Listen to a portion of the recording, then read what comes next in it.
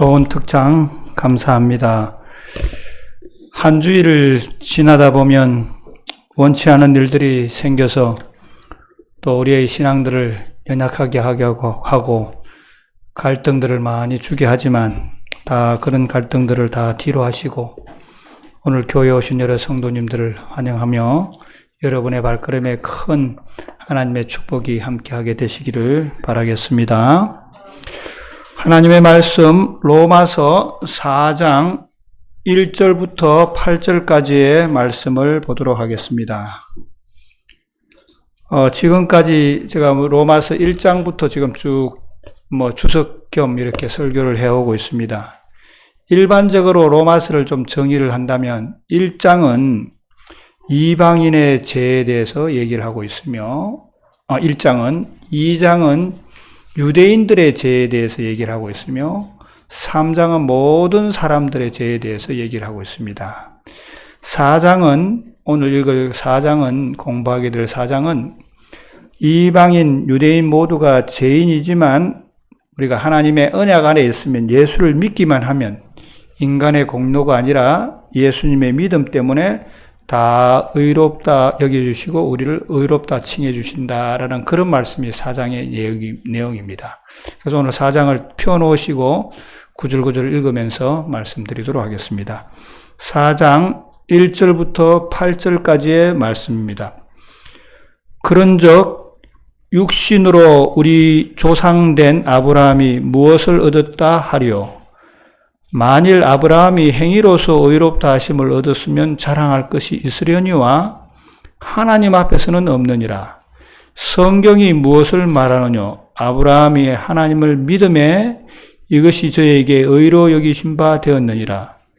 일하는 자에게는 그 싹을 은혜로 여기지 아니하고 빚으로 여기거니와 일을 아니할지라도 경건치 아니한 자를 의롭다 하신 이를 믿는 자에게는 그의 믿음으로 의로 여기시나니 일한 것이 없이 하나님께 의로 여기심을 받은 사람의 행복에 대하여 다윗의 말한 바 불법의 사하심을 받고 죄의 가리우심을 받은 자는 복이 있고 주께서 그 죄를 인정치 아니할 사람은 복이 있도다 함과 같으니라.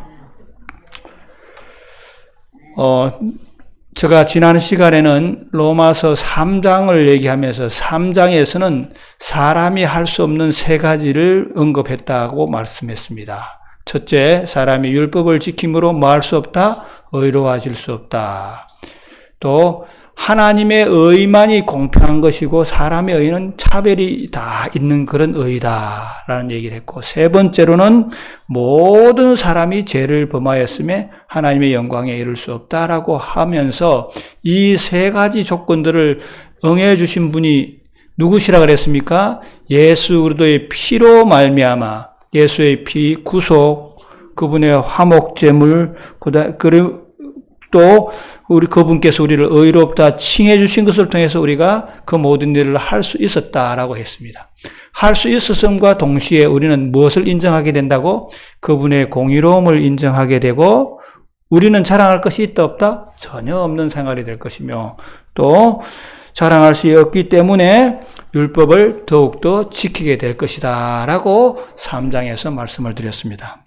4장의 개괄적인 얘기를 한다면 4장 1절부터 오늘 7절까지는 사람이 의롭게 되는 것은 전적으로 믿음으로 말미암아 가능하다라는 거고 9절부터 17절까지는 그러면 율법은 언제 주어졌느냐? 율법의 역할은 무엇인가 하는 것이 9절부터 17절까지의 얘기고 17절부터 마지막까지는 어떤 내용이냐 하면 그러면 그 사람이 의롭게 된 것은 그리스도의 능력 많으신 하나님의 능력 많으신 것으로 말미암아 하나님은 참으로 능력이 많으신 분이다라고 얘기하는 장면이 마지막 4장 20절부터 마지막 절까지의 18절부터 마지막 절까지의 얘기입니다. 그래서 오늘 그런 내용들을 잠깐 좀 말씀을 드리도록 하겠습니다. 첫 번째 1절부터 8절까지는 사람이 의롭게 되는 것은 뭐로 말미암아 하나님을 믿음으로 말미암아야 되는 것인데 두 사람의 얘기를 소개하고 있습니다. 첫 번째는 누구를 소개하고 있습니까?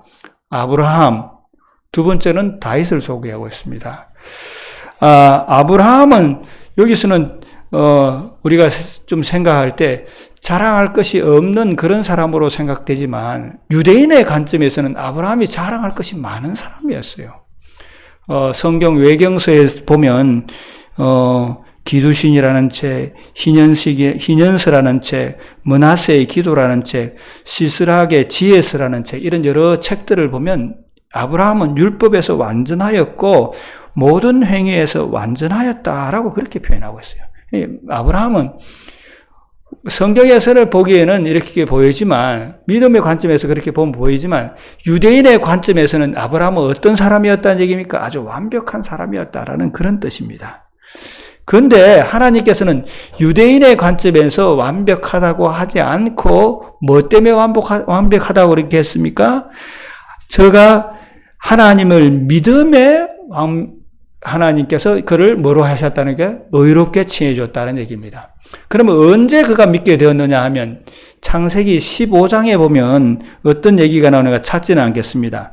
여호와께서 아브라함에게 말씀하시기를 내 몸에서 날짜가 내 후사가 되리라 라고 하신 다음에 바로 이어서 그를 이끌고 나아가 가라사대 하늘을 우러러 무뼈를 세울 수 있나 보라. 또 그에게 이랬을 때 내 자손이 이와 같이 되리라 라고 그렇게 얘기했습니다. 그 얘기를 하실 때 아브라함이 창세기 15장 6절에 있는 말씀 보면 아브라함이 여호와를 믿으니 여호와께서 그를 의로 여기시다라고 되어 있습니다. 그 말씀을 그대로 믿었다라는 뜻이에요. 근데 사실은 아브라함이 이 말씀을 믿은 다음부터가 문제예요. 믿음 다음부터 아브라함의 생애를 보면요. 이 믿음에 부합되는 생활을 살았느냐라고 하면 캐주천이 많습니다. 왜냐하면 그의 아내를 두 번이나 뭐로 속였어요?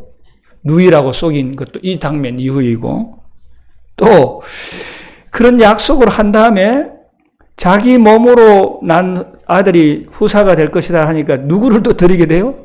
하갈을 들여서 어렵게 만들고.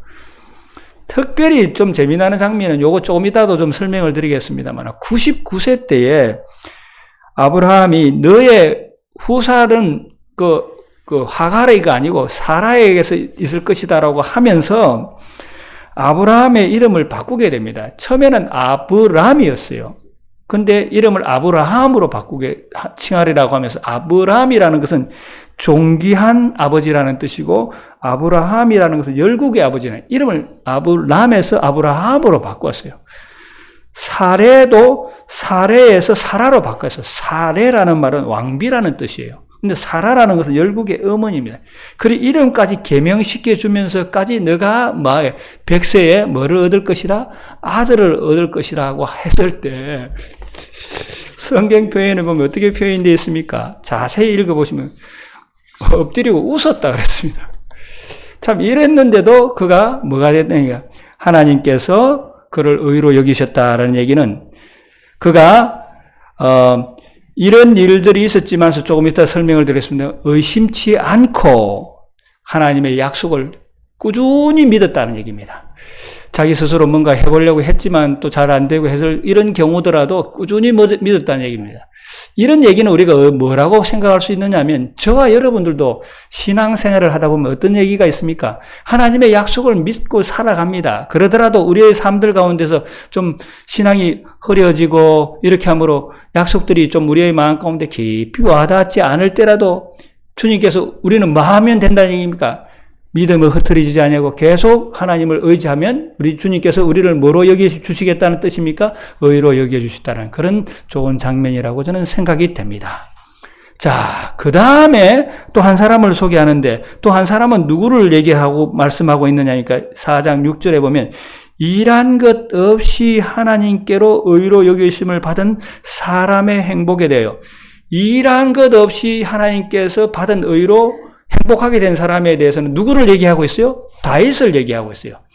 다윗을 얘기하면서 다윗은 시편 32편 1절과 2절에 있는 말씀을 그대로 인용하면서 다윗의 경우를 얘기하고 있어요. 다윗은 어떤 사람이었다는 얘기입니까? 그 불법의 사심을 받고 그 죄를 가리우심을 받은 자는 복이 있고 주께서 그 죄를 인정치 아니할 사람은 복이 있도다. 이렇게 표현되었어요. 다윗도 보면요, 참 놀라운 사람이었습니다. 다윗도 어떤 일을 했습니까? 그가 소년 17, 8살 될 때 골리앗 장군과 싸워서 이겼던 참 대담한 사람이었어요. 그리고 그가 사울 왕을 엔디게 황무지에서 10황무지에서 사울 왕을 죽일 수 있는 기회가 2번이나 있었지만 그는 사울 왕에게 내가 과연 기름 부음 받은 자를 저렇게 해할 수 있느냐 하면서 사울 왕에 손을 대지 않았던 사람이었습니다. 그리고 그가 왕이 된다면은 그와의 우중의 관계였던 요나단의 아들 무비보셋을 자기 상에서 먹이는 참 너그럽고 관대한 사람이었습니다. 여호와 하나님께서는 그런 다윗의 그런 위대한 점 때문에 너가 의롭다고 하지 않았다는 얘기예요. 뭐 때문에 의롭다 했다는 얘기입니까? 다윗이 결정적인 실수를 하게 되었는데 결정적인 실수는 어떤 실수였어요? 자기의 충신 우리아의 아내를 빼들고 그 우리아를 어디에 가서 요압 장군에게 편지를 써서 전장에서 제일 앞에서 싸운 다음에 누가 찾아오게 되었어요? 선지자 나단이 찾아오게 된 그때를 보고 의롭다고 얘기했다는 얘기예요. 여러분, 이때의 다윗은 정말로 위대한 사람이라고 저는 생각이 됩니다. 왜 위대한 사람이라고 생각이 되느냐 하면요, 다윗에게 죄를 지적하기 위해서 찾아온 사람은 어떤 사람이었어요? 나단이라는 선지자였습니다. 우리가 선지자라고 하면 아주 가슴이 철렁하죠. 그러나 다윗과 나단의 관계는 어떤 관계였어요? 다윗은 그때 당시에 어떤 사람이었어요? 왕이었어요, 왕. 왕은 뭘 할 수 있는 사람입니까? 자기가 마음대로 다 할 수 있는 사람이에요. 그런데 누가 찾아왔어요? 아무런 권세도 없고 권력도 없는 선지자가 찾아와서 어떠한 비유를 얘기했을 때 그때 자기가 깨우쳤다는 얘기예요. 이 말씀은 어떤 말씀이냐 하면 다윗이 자기 지난 날을 하나님 앞에 자랑할 때 주님께서 그를 뭐로 세우지 않았고 의로 여기지 아니하였고 비록 그가 참 밝히지고 싶지 않은 죄를 지적당했을 때에 뭐 했다는 얘기입니까? 무릎을 꿇었을 때 그때 주님께서 그를 뭐로 여기셨다는 얘기입니까? 의로 여기셨다는 얘기예요. 여러분, 자, 가룟 유다의 경우를 한번 보십시다. 가룟 유다는요, 예수님께서 가룟 유다의 그 은밀한 죄를 지적했습니까? 은밀한 죄를 지적을 했어요. 어떻게 지적했습니까? 가룟 유다와 예수님만이 알 수 있는 한 징표를 가지고 지적을 했어요. 어떤 징표를 가지고 얘기했습니까? 지금 내가 보라, 나를 파는 자의 손이 나와 함께 뭐 위에 있겠다? 상 위에 있을 것이다. 서로 떡대는 고상면에 누구만 알아들을 수 있는 말씀으로 가룟 유다만 알아들을 수 있는 말로 했지만 가룟 유다는 그때 회개했어요? 회개하지 않았습니다. 튀쳐나가 버렸습니다. 그런데 다윗 왕은 그러지 않았다는 사실이에요. 여러분, 여러분의 생애 가운데서 어떠한 사람들이 여러분의 죄를 지적해내고 나면 여러분 그 자리에서 엎드려서 잘못했습니다 하기가 쉬울 것 같습니까? 이 보통 어려운 일이 아니라고 저는 생각이 됩니다. 그리고 다윗은 그로 말미암아 어떤 어려움을 당하게 됩니까? 자기의 사랑하는 아들 4명이 죽는 정말로 처참한 일이 당하는 겁니다. 그런 가운데서도 뭐 하지 않았다는 얘기입니까? 아, 내가 살 길은 뭐한 길이다. 하나님 안에 있다라는 것을 그가 알고 주님에 의지했다라는 뜻이에요. 사랑하는 우리 성도 여러분이시여, 여러분과 나의 삶들 가운데서 여러 형태로 주님께서 우리의 잘남 때문에 우리를 칭찬하시는 것이 아니라 우리의 잘못된 것을 여러 형태로 지적해 주실 때 여러분과 제가 마하게 되시는 주님 앞에 무릎 꿇고 주님, 이것 때문에 주님께서 나를 의롭게 하시는구나. 이것 때문에 주님께서 나를 구원하시기 위한 하나의 섭리시구나 생각하시면서 주님 앞에 무릎 꿇고 주님 앞에 회개하게 되시는 우리 성도님들 되시기를 바랍니다. 인간적인 관점에서 볼 때 보십시다. 불법의 사하심을 받고 죄의 가리쉬움을 받는 자. 다윗은 이러한 생애를 살았습니까? 아니에요. 자기의 죄가 다 드러났어요. 그 죄를 인정치 않은 사람은 복이 있도다. 죄를 인정하지 않았던 것 같습니까? 다 인정됐습니다. 그러나 그는 누구를 떠나지 않았다는 얘기입니까? 하나님을 떠나지 않았다는 사실이에요. 저는 인간적인 관점에서 이 세상에 세 종류의 사람이 있다라고 생각이 됩니다. 첫째로는 인간의 눈을 볼 때 죄가 드러나도 회개하지 않는 사람이 있습니다. 대표적인 사람이 누구예요? 사울왕과 가룟 유다였습니다. 죄가 다 드러났지만 회개하지 않았어요. 인간적인 관점에서 죄가 드러났지만 회개했던 사람인데 누구예요? 다윗이라고 저는 생각됩니다. 그러나 또 다른 분류의 사람이 있습니다. 이 말씀 그대로 불법의 사심을 받고 죄의 가리움을 받는 자, 죄가 드러나지 아니하고 회개한 자는 더욱더 복이 있는 사람이라는 뜻입니다. 세상의 여러 가지 일들을 통해서 우리의 죄들을 깨우치실 때마다 저와 여러분께서 그 죄를 뉘우치고 회개하심으로 말미암아 주님께서 다윗을 어렵게 했던 것처럼 저와 여러분의 삶 가운데서 하나님의 의롭게 되심을 믿고 받아들이시는 우리 성도님들이 되시기를 바랍니다. 실물교훈에는 이러한 말씀이 있습니다. 하나님은 단 하나의 악한 생각들 때문에 진심으로 회개하기를 바라신다. 단 하나의 악한 생각이라고 그랬습니다. 행위라고 하지 않았습니다. 생각이라는 말은 뭡니까? 죄입니다. 그 죄도 어떻게 숨겨진 죄입니다. 때문에 하나님께서는 진심으로 회개하기를 원하신다라고 표현이 되어 있습니다. 우리가 깊이 회개해야 할 좋은 표현이라고 저는 생각이 됩니다. 자, 이 두 사람이 주님께서 의롭게 칭해 줬습니다. 의롭게 칭해 줬는데 의롭게 칭해 준 사람에게서 율법이 언제 주어졌느냐는 겁니다. 아브라함에 대해서 얘기를 하고 있어요. 다윗에 대해서 얘기를 하지 않고.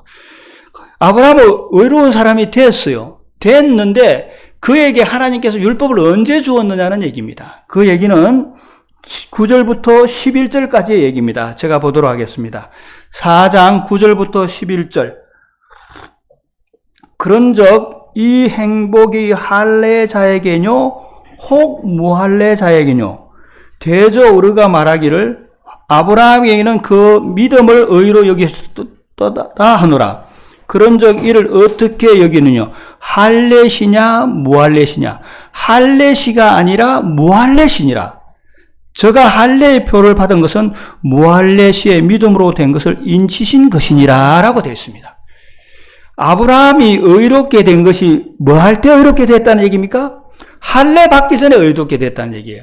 이 말씀은 무엇이냐니까? 할례는 무엇을 의미하니까? 하나님과의 언약 관계를 맺기 전에 아브라함이 의롭게 되었다는 얘기입니다. 그 말씀은 어떤 의미입니까? 아브라함이 할례를 받은 다음에 의롭게 된 다음에 나중에 뭐를 줬다니까? 너 율법 지키라고 줬다라는 뜻이에요. 그래서 여기서 우리가 생각할 수 있는 포인트는 어떤 포인트냐면 우리가 율법을 지킴으로 의롭게 된다는 뜻입니까? 율법에 관계없이 의롭게 된다는 뜻입니까? 율법에 관계없이 의롭게 된 사람이 지켜야 될 법이 뭐라는 얘기예요? 율법이라는 뜻이에요. 우리는 종종 착각을 하고 있어요. 어떤 착각을 하고 있어요? 내가 뭔가를 함으로 말미암아 의롭게 되었기 때문에 또 내가 더 다른 일을 해야지 하는 그런 착각인데 결코 그렇지 않다라는 뜻입니다. 그래서 저와 여러분께서는 이 할례의 의미를 분명히 알아야 되는데 이 할례라는 것은 율법이라는 아브라함과 하나님 맺었던 율법의 언약인데 이것은 어떤 의미가 있느냐 하면요. 11절에 이렇게 표현되어 있습니다. 할례의 표를 받은 것은 무할례시의 믿음으로 된 의를 인친 것이니라고 되어 있어요. 이 말씀은 지금 우리 성경에는 좀 어려워요. 그런데 표준교회에게는 어떻게 표현되었느냐 하면 아브라함은 아직 할례 받지 않는 상태에서 믿음으로 말미암아 가졌던 의, 징표 혹은 인으로서 할례를 받았습니다. 되겠습니다. 아브라함이 뭐를 받기 이전에 할례 받지 않는 사람에서 의롭게 된 것은 그 다음에 나중에 할례 받았는데 할례 받은 것은 뭐가 되었다는 얘기입니까? 너가 의롭게 되었다라는 표로 징표로서 할례 받게 되었다는 얘기입니다. 이 말씀은 무슨 말씀이냐면 저와 여러분께서 의롭게 되었다고 한다면 그 표정이 뭐라는 얘기입니까? 그 표가 뭐라는 얘기입니까? 율법이라는 뜻이에요. 내가 의롭게 된 사람이에요. 의롭게 된 사람에게서 표는 뭐라는 뜻이에요? 율법이 된다는 얘기입니다. 그래서 어떤 이 표와 징표가 된다는 뜻은, 인이 된다는 뜻은 어떤 의미냐 하면, 표가 된다는 뜻은 어떤 의미냐? 사인이에요, 사인. 나는 하나님의 사람이 되었다라는 뜻이에요. 사인은 무엇을 의미합니까? 우리가 어떤 먼 길을 가면서 부산 200km 남았습니다라는 표지를 펴면 거기가 부산이라는 뜻입니까? 부산이 몇 킬로 남았다는 뜻입니까? 200km 남았다는 뜻이에요. 저와 여러분께서 이 율법을 받았다는 뜻은 어떤 의미입니까? 하늘에 가서 살 사람으로서 이 일을 해야지만 하늘을 간다는 하나의 표가 된다는 뜻이에요. 그리고 또 이 표는 어떤 의미냐니까 그것은 나의 소유물이라는 의미가 있는 겁니다. 그래서 안식일은 너와 나의 징표가 된다는 얘기는 너와 나의 뭐가 된다는 얘기입니까? 하나의 표징이 된다는 얘기예요. 그 의미는 어떤 의미냐니까 지금은 세상의 모든 사람들이 다 예수님을 믿는다고 하면서 계명을 지키는 사람들도 있고 안 지키는 사람들도 있습니다. 그런데 다른 계명은 다 지키면서 뭐만큼 변경이 되었다고 얘기하면서 안 지키고 있어요? 안식일만은 변경되었다고 하니까 안식일이 이 표가 된다는 의미예요. 그래서 우리가 침례를 받음으로 말미암아 침례 받는 사람들에게 제일 우리가 시문을 할 때 어떤 시문을 하게 됩니까? 다음 주에 우리 정서희 양 침례 받을 것인데 침례 받을 때 내가 침례 받고 나면 10계명을 포함하여 모든 계명을 잘 지키겠느냐고 묻습니다. 그 이유는 이제 뭐가 되었기 때문에 하나님의 사람, 의로운 사람이 되었기 때문에 의로운 사람의 징표로서는 뭐를 지켜야 된다는 얘기입니까? 믿음으로 말미암아 의롭게 되었다는 것이 아니라 뭐를 지켜나가야 된다는 얘기입니까? 율법을 지켜나가야 된다는 뜻입니다. 그러나 율법을 지켜나간다는 의미에서 잘 지킬 수 있습니까? 잘 지킬 수 없습니다. 그러한 얘기가 조금 있다가 나옵니다. 자, 보도록 하겠습니다. 자, 그래서 마침 우리가 율법은 구원받은 사람이 표로서 만약에 우리가 미국의 시민권자가 되었다고 한다면 시민권자는 뭐의 법을 따라야 되는 것처럼 미국의 법을 따라야 되는 것처럼 우리가 의롭게 되었으면 뭐의 법을 따라야 된다니까 하나님의 법을 따라야 된다라는 그런 논리로 설명될 수 있다는 얘기입니다. 그러므로 우리가 믿음으로 말미암아 율법을 폐하느냐? 피할 수 없다라고 했습니다. 도리어 굳게 지킨다는 얘기입니다. 왜? 나는 구원받은 사람이니까. 또 행함이 없는 믿음은 그 자체가 죽은 것이 된다는 얘기입니다. 왜? 우리는 그 율법을 지키지 않으므로 또다시 죽은 믿음이 되니까 그렇게 된다라는 그런 얘기입니다. 분명하게 우리가 이해해야 될 것은 지킴으로 구원받는 것이 아니라 구원받은 사람이 살아가는 방도가 뭐가 된다는 얘기입니까? 율법을 순종하는 것이 된다라는 그런 의미다라는 뜻입니다. 자, 그러면 아브라함은 이런 하나님을 믿었는데 어떤 능력자이시니까 아브라함은 그 하나님을 믿게 되었느냐? 17절부터 19절까지에 있는 말씀을 보도록 하겠습니다. 4장 17절부터 19절입니다. 기록된 바 내가 너를 많은 민족의 조상으로 세웠다 하신가 같으니 그의 믿은 바 하나님은 죽은 자를 살리시며 없는 것을 있는 것 같이 부르시는 이시니라. 아브라함이 바랄 수 없는 중에 바라고 믿었으니 이는 내 후손이 이같으리라 하신 말씀대로 많은 민족의 조상이 되게 하려 하심을 인함이라. 그가 100세나 되어 자기 몸에 죽은 것 같음과 사라의 태에 죽은 것 같음을 알고도 믿음이 약하여지지 아니하고 라고 말씀하고 있습니다. 아브라함은 여기서 몇 가지를 명령해. 첫째, 하나님은 죽은 자를 살리시며 없는 것을 있는 것 같이 부르시는 자를 믿었다는 얘기입니다. 죽은 자를 살리시며 있는 것을 없는 것 같이 부르신다라는 그 의미는 무슨 의미입니까? 아브라함이 자기 몸의 모든 것들이 다 죽은 것 같았지만 하나님께서 너가 100세 사라는 몇 세였습니까? 90세의 아들을 낳으리라는 그것을 믿었다라는 뜻이에요. 자, 뿐만 아니라 없는 것을 있는 것 같이 부르셨다는 얘기는 어떤 의미입니까? 하나님께서는 창조의 하나님이 되시는 그 능력자 되심을 믿었다라는 얘기입니다. 그러면서 19절에는 어떤 말씀을 하고 있느냐 하면 19절에는 보십시다. 19절에는 100세가 되어 자기 몸에 죽은 것 같음과 사라의 태의 죽은 것 같음을 알고도 믿음이 약해지지 않았다. 자기에게는 아무런 희망이 없었다는 얘기입니다. 사실 조금 전에 제가 이 말씀을 드렸습니다. 아브라함에게 99세의 너의 몸에 사라의 몸을 통해서 아들을 낳을 것을 하실 때 아브라함이 어떻게 했다고 했습니까? 웃었다고 했습니다. 그러나 아브라함이 이것을 믿었던 것은 어떻게 해서 믿게 되었냐니까 아브라함이 100세에 얻었던 아들을 몇 세에 하나님 앞에 제물로 바치게 됩니까? 몇 세에 제물로 바치게 돼요? 125세에. 이삭이 25세 될 때 제물을 바치게 됩니다. 그때는 아브라함이 어떤 마음으로 얻었습니까? 과거에 주님께서 나의 인생에 살아왔을 때 이런 모든 일들을 다 이루신 것을 봤을 때 내가 누구를 살해하더라도 이삭을 번제로 드리더라도 과거에 어떠했기 때문에 내 몸에서 다 죽은 태에서 누구를 나게 했는데 이삭을 나게 했는데 내가 내 뜻대로 하나님의 나의 백성이 뭇백성들처럼 많아지리라고 해서 누구를 이스마엘을 통해서 그 일을 하려고 했지만 하나님께서 이스마엘을 아브라함 집에 있으라고 허락했습니까? 안 했으면 내보냈습니다. 내보내기까지 그 일을 해서 여기까지 왔는데 이 이삭을 뭐로 드리더라도 번제물로 드리더라도 주님께서는 뭐 하실 것을 믿었다는 얘기입니까? 죽은 자 가운데서 살리시고 없는 것을 인드시신 불로 만드실 줄을 믿었다는 뜻이에요. 이것이 아브라함의 믿음이었다는 얘기입니다. 여러분과 우리의 삶들 가운데서도 하나님과 우리의 약속들 가운데서 하나님께서 처음에 성경 말씀을 통해서 우리의 가정이 하늘 소망을 버리지 않고 하늘 소망대로 살 수 있을 것이다. 내가 이 세상에서 아버지의 말씀들대로 살면 잘 되고 번성할 것이다 라는 말씀들 가운데 믿고 따라왔을 때 여러분 그러한 일만 계속 있습니까? 아니면 엎치락 뒤치락 합니까? 솔직히 우리 얘기해 보십시다. 정말로 엎치락 뒤치락 합니다. 그러나 아브라함이 125세에 자기 아들을 바치면서 그 믿음이 흐트러지지 아니한 것처럼 여러분과 우리의 삶들 가운데서 살아가면서 어떨 때는 이 자식이 잘 될 수도 있고 이 자식이 애묵일 수도 있고 여러 가지 일들이 있을지라도 주님께서는 뭐 하시겠다는 얘기입니까?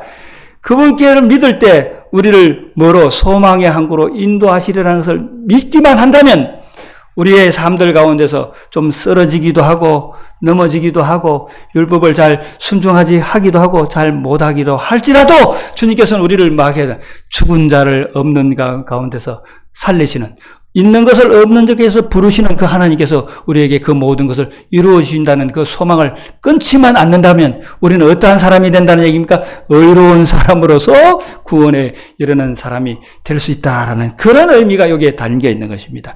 그랬기 때문에 그가 믿음도 약해지지 않았으며 자 20절 봅시다. 20절 보면요. 자 4장 20절 믿음이 없이 하나님의 약속을 의심치 않고 믿음에 견고하여져서 하나님께 영광을 돌렸다라고 했습니다. 그런 상황 가운데서도 믿음이 없이 하나님의 약속을 의심치 않고 믿음에 견고하여져서 하나님께 영광을 돌렸다라고 되어 있는데요. 이 장면에 대해서 우리 성경, 이 개역 성경에는 좀 번역이 다이나믹하지 않아요. 좀 다이나믹한 성경책은 어떤 성경책이냐니까 새 미국 표준역 성경에 보면 이렇게 표현했습니다. 그럼에도 아브라함은 하나님의 약속과 관련하여 불신 가운데 흔들리지 아니하고 믿음이 점점 더 강하여서 하나님께 영광을 돌렸다라고 표현됐습니다. 이 그럼에도라고 표현된 게 참 의미 있는 표현이에요. 그럼에도라는 말은 앞에 어떤 얘기입니까? 100세가 된 자기, 90세가 된 그 아들의 부인에게서 태에 아무런 징조가 없는 그 상태에서도 그가 믿음이 우리는 어떻게 했습니까? 그런 상태라면 어떻게 되겠습니까? 아이고 나는 가망이 없는 사람이라고 포기할 것이라고 생각합니다. 여러분 인생을 사시다가 여러 신앙의 믿음들 가운데 지켜가다가 신앙의 절벽 같은 것들을 당할 때 여러분 어떤 생각들 하게 됩니까? 아이고 하나님께서는 그래서 나를 이렇게 뭐 하셨구나. 멸망으로 인도하기 위해서 이런 일을 하셨구나 하고 우리가 어떻게 하면 절망에 손을 놓게 됩니다. 그러나 그럼에도 그런 절망 가운데 있으면 아브라함은 뭐 하지 않았다니까 절망하지 않았다는 사실입니다. 요즘 우리의 신앙에게 정말로 이 적합한 말씀이 아닌가 저는 생각됩니다. 요즘 이 코로나로 말미암아 어떤 생각들이 들게 합니까? 내가 이 교회를 다니는 것이 나에게 참 무슨 영광이 될 것인가? 내가 과연 이 희망이 있는 것인가? 세상은 점점점 더 좋아지는 것 같습니까? 안 좋아지는 것 같습니까?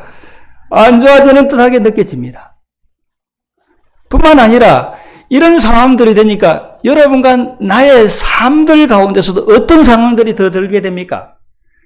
내가 하는 사업들이 계속 잘 될 것인가? 나의 하는 직장이 계속 될 것인가? 직장뿐만 아니라 또 어떤 생각들이 들게 됩니까? 우리의 자식들은 어떻게 해서 먹고 살 것인가 하는 여러 가지 걱정들이 생기게 됩니다. 그럼에도 불구하고 여러분 이런 절망적인 상황에도 불구하고 아브라함이 그에게 하신 약속에 대해서 뭐하지 아니하고 불신 가운데 흔들리지 아니하고 여러분 하나님께서 우리를 의롭다 하시고 우리를 복스러운 소망 가운데 인도하시겠다는 그 소망 가운데 흔들리지 아니할 때 아브라함은 믿음이 점점 더 강해졌고 하나님께 영광을 돌렸다는 얘기입니다. 저와 여러분의 삶들 가운데서 우리의 여러 가지 상황들이 좋지 않게 보여지고 정말로 신앙을 포기하는 것이 더욱더 덕이 될 것처럼 보임에도 불구하고 뭐 하지 말라는 뜻입니까? 우리의 하나님께서 우리에게 하셨던 약속, 하나님께서 우리를 의롭게 하시고 우리를 마시겠다고 우리를 하늘 본향으로 인도하시겠다는 그 복스러운 소망을 결코 잊지 아니할 때 주님께서는 아브라함을 의로 여기셨던 것처럼 우리도 의로 여기시겠다는 뜻입니다. 그 장면이 어디에 나오냐니까 22절입니다. 그러므로 이것을 저에게 의로 여기십니다. 그러므로 이것을 그에게 의로 여겼다는 것은 그런 상황 가운데서도 아브라함의 믿음이 흐트러지지 아니한 것을 의로 여기셨는데 저에게 의로 여기셨다 기록된 것은 아브라함을 위한 것이 아니요 아브라함만을 위한 것이 아니요 의로 여기심을 받은 우리도 위함이니 곧 우리 주 예수 우리 주를 죽은 자 가운데서 살리신을 믿는 우리에게도 아브라함에게도 그렇게 하셨다고 한다면 우리도 의롭게 한 우리에게도 똑같이 마시겠다는 얘기입니까? 그 의로 우리를 의롭게 봐주시겠다는 뜻이에요. 그러니까 제가 오늘 드리는 말씀의 요즘은 아브라함이 믿음으로 의롭게 되었습니다. 믿음으로 의롭게 된 아브라함에게서도 뭐가 있었다는 얘기입니까? 시련이 있었다는 뜻입니까? 없었다는 뜻입니까? 수많은 시련이 있었고 자기 스스로 뭐가 해보려는 노력들도 많이 있었습니다. 그런 가운데 있었지만 그가 믿음이 흔들리지 아니한 것은 마지막 그가 이삭을 제물로 바칠 때 그런 모든 지난날의 경험들을 다 생각하면서 이를 바치더라도 뭐 하겠다는 뜻을 주님께서 죽은 자를 살리실 것이며 있는 것을 없는 것으로 믿었기 때문에 그의 믿음이 흐트러지지 않고 더욱더 강해졌으며 영광을 돌리게 된 그것 때문에 아브라함을 의롭게 했을 뿐만 아니라 그것은 아브라함에게 뿐만 아니라 우리에게도 똑같은 그런 믿음을 주시겠다라는 뜻입니다. 그래서 저와 여러분께서 이 세상에서 예수님을 믿으면서 실망할 일이 있더라도 마지 말라는 얘기입니까? 흔들리지 말고 주님의 믿음 안에 주님께서 우리를 의롭게 해주시는 그 의로움 안에서 살아가심으로 말미암아 어떤 시련이 있더라도 굳게 지키심으로 말미암아 우리 하나님의 믿음 안에서 떠나지 않는 우리 성도님들이 되시기를 바랍니다. 이것이 4장에서 가르쳐주는 요지입니다. 4장에서 가르쳐주는 요지는 아브라함이 그가 행위로 의롭게 된 것이 아니라 하나님께서 그를 의롭게 칭해줬기 때문에 의롭게 되었고 의로운 사람들이 순종해야 될 것이 하나님의 율법인데 율법을 순종하다 보면 또 세상을 살다 보면 우리가 과연 의로움을 받았던가, 하나님께서 나를 인정해 주신던가 하는 그런 여러 가지 시련들이 있을지라도 다 마하시고 뒤로 하시고 흔들리지 아니하는 믿음으로 굳건하게 믿음으로 전진하실 때 그 믿음으로 의를 보시고 우리를 의롭게 해주신다는 그 주님의 기별들을, 약속들을 생각하시면서 저와 여러분께서 바랄 수 없는 소망 가운데서 주님을 바라심으로 말미암아 우리의 생애가 믿음이 점점 더 강해지고 우리가 하나님께 영광을 돌리게 되시는 그런 우리 성도님들의 생애가 되시기를 바랍니다. 오늘 말씀을 마치도록 하겠습니다.